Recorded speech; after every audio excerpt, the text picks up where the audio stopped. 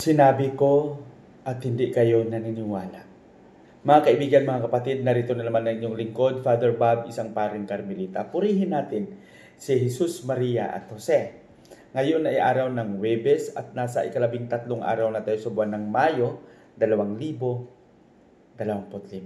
Sa araw na ito ay inaalaala at ginugulitan ng buong simbahan ang pagpapakita ng ating mahal na Birhen Maria sa Fatima, Portugal. At kapistahan ngayon ng ating mahal na Birhen Maria, Birhen ng Fatima.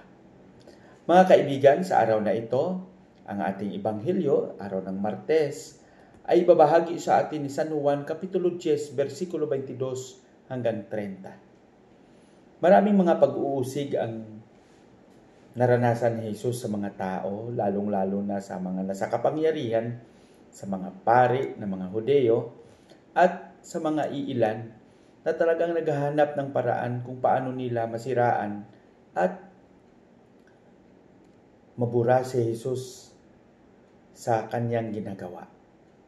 Ngunit, palaging sinasabi ni Jesus sa kanila, kung ano man ang kanilang mga katanungan, sabi ni Jesus, sinasabi ko at hindi kayo naniniwala.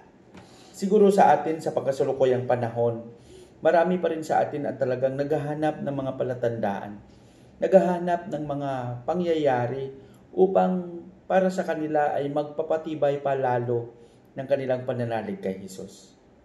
Ngunit gaya ng sinabi ni Jesus sa mga tao, sinasabi niya rin ito sa atin. Sinabi ko na, pinakita ko na, pinadama ko na, hindi pa rin kayo naniniwala. Mga kaibigan, sa ating buhay, alam natin na ang Panginoon ay patuloy na kumikilos sa mga paraan na hindi natin nauunawaan. Kaya sana patuloy rin tayong magsikap na makita siya, madama siya, na talagang kumikilos siya, na talagang narito siya, buhay na buhay. Huwag nating ipikit ang ating mga mata, huwag nating isara ang ating mga puso, at huwag tayong maging manhid sa kabutihan na kanyang pinapakita at ipinapadama sa atin. Sana sa ating pagpatuloy, maging instrumento tayo. Tayo mismo ay maging tunay na saksi na magpapahayag na ang Panginoon ay talagang narito, na ang Panginoon ay talagang kumikilos. Hindi siya malayo sa atin, kundi napakalapit niya. Ang gawin lang natin ay ang patuloy na pagsisikap na madarama natin, makita natin, mapansin natin siya, na oo, kasama natin siya, kasama ko siya sa aking paglalakbay.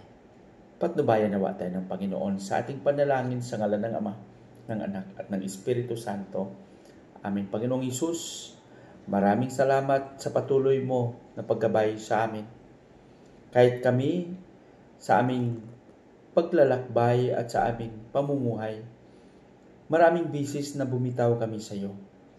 Ngunit ikaw, napatunayan namin na minsan hindi mo kami iniwan.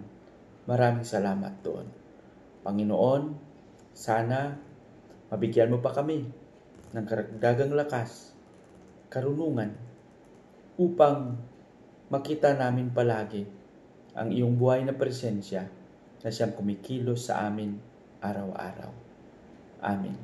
Sa ngalan ng Ama, ng Anak, at ng Espiritu Santo. Amen.